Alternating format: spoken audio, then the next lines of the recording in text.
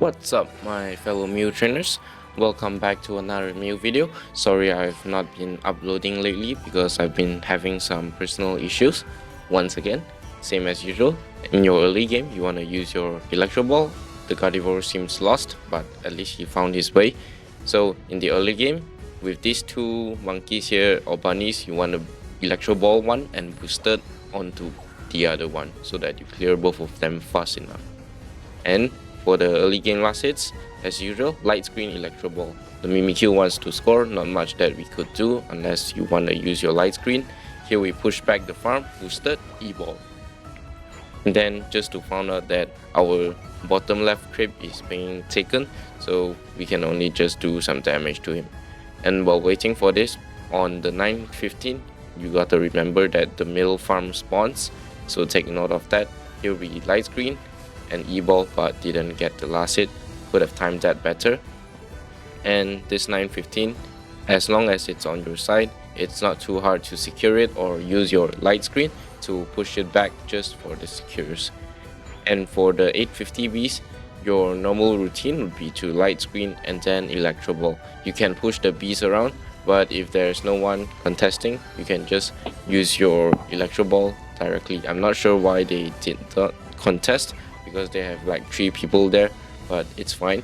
So the moment I saw the Hoopa portal, I know that they are going to push top. So top is most likely going to lose just because we have a Charmander and a Gardevoir.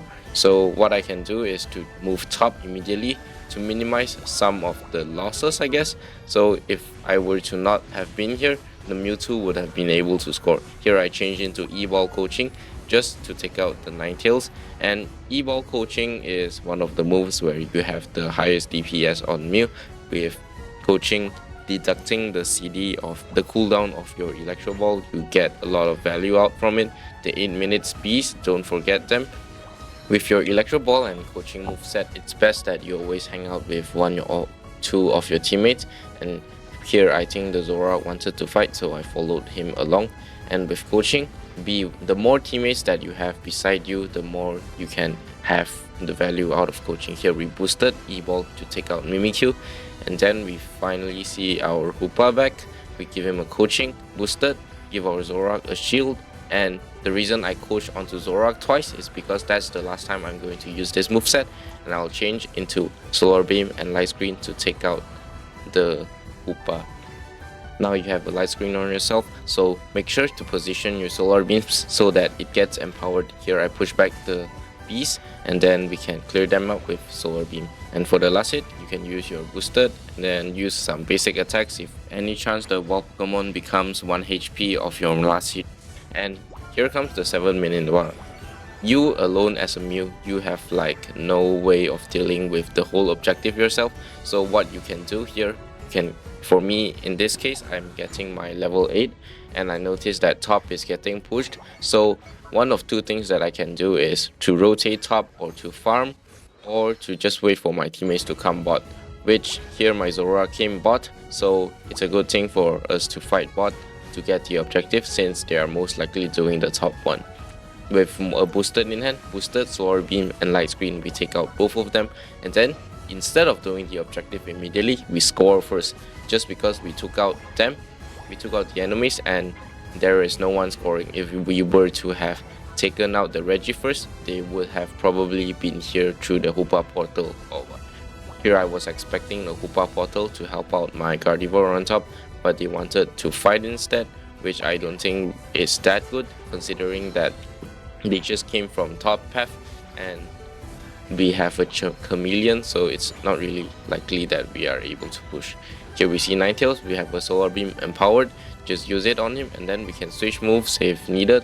My boosted attack did not land on him, so that's quite bad. And then we have our light screen back, position it so that it's empowered again, and then we boosted. Notice how you have your Unite move here and Solar Beam Plus. Solar Beam Plus gives you a cooldown, so I Unite and then follow up with a Solar Beam. My Solar Beam is just 3 seconds, and then I am forced to change into Surf here because I think I can take out 1 or 2. But looking back, I think what would have been better was to use another Solar Beam first before changing into Surf. This way, get the maximum damage out of my 2 solar beams and 1 surf, and that would also grant me safety too. Here they still wanted to fight bot, but I wanted to farm top, and I noticed my Hoopa gain a portal. Here, notice how I clear the top 3 farms with efficiency, and then I can portal bottom to help out my team, which isn't too bad considering that they haven't fight until too bad yet. And then I have a booster here, so you want to use it before you use your solar beam and light screen. But here I noticed Hoopa giving a portal, Crustle is most likely going to be in it, so I beam the portal instead. And here we just solar beam to take out the MEW. And with the new MEW buffs, basically it's not too hard to just use solar beam and light screen most of the time, just because you can see for every fight that I have, I use at least like 3 solar beams in one fight, and I don't really need to change moves just yet, mostly because my team isn't fighting with me, so I can't really change into coaching or maybe surf. Surf is mostly used for in situations that are not safe for me.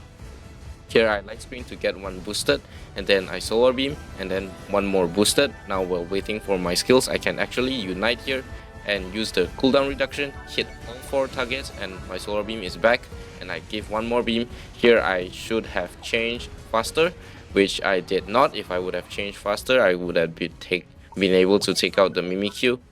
On top of that, the Registeel, they wouldn't been able to take out the Registeel that easily, so you can see how one of the deaths actually I don't really know why my Hoopa just left the goal, but it's fine.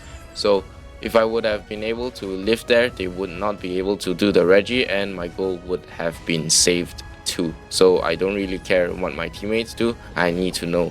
If I would have survived right there, I would have been able to protect the Regi, and then my bot goal would be saved. But here they scored top, so I guess it's fine.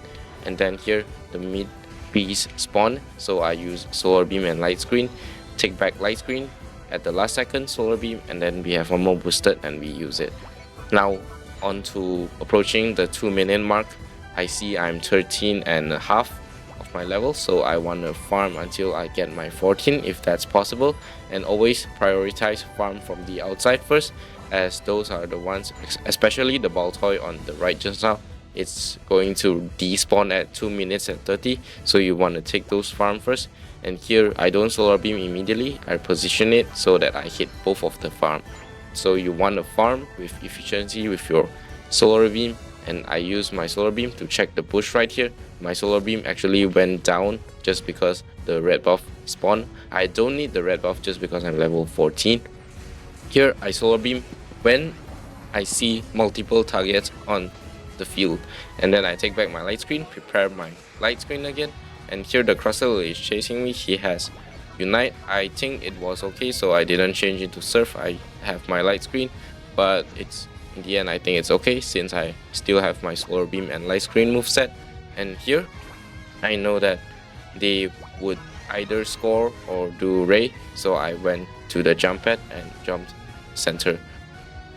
I still have my unite move, so I can do the same thing. They tend to clump up a lot, this team especially. Here MEW stopped my solar beam, which I did not know was a thing, so you want to take note of that. If he used his shadow sneak on you, your solar beam can actually be stopped. Here I solar beam thinking my team would want to do the objective, but they want to fight instead, so we do not do the objective. Instead we just fight with our teammates, and I noticed the Crustle is going to score bot, but here I do not jump bot just because I know that my teammate is going to score in the center, and I can use solar beam and agility to help out my teammates on the last hit securing. Notice how I just give up the bot goal. You need to prioritize in which situation which is more important. Like in that case, if Crustle would have scored 100 points, it would mean nothing if we were going to lose Rayquaza. And here with solar beam and agility, with 40 seconds left on the clock, we just need to defend. Here Mewtwo wanted to score top, we have our boosted, so we boosted and then solar beam and agility to move on to the place that he wants to move. And here I hear my teammates on the mic, but I don't really hear what they say. So on the last 20 seconds, you just want to defend. You have your Ray Shield, your solar beam would hit harder than usual. And here the Hoopa has 10 points. You want to basic attack him instead of using your skills, because Mew has like a long boosted attack, which if he were to be like at 10 points, it would be hard to defend. So basic attack if they want to score. That's for the video, and I hope you guys enjoyed the video. And my name is Lemmy Foxy. I'll see you guys next time.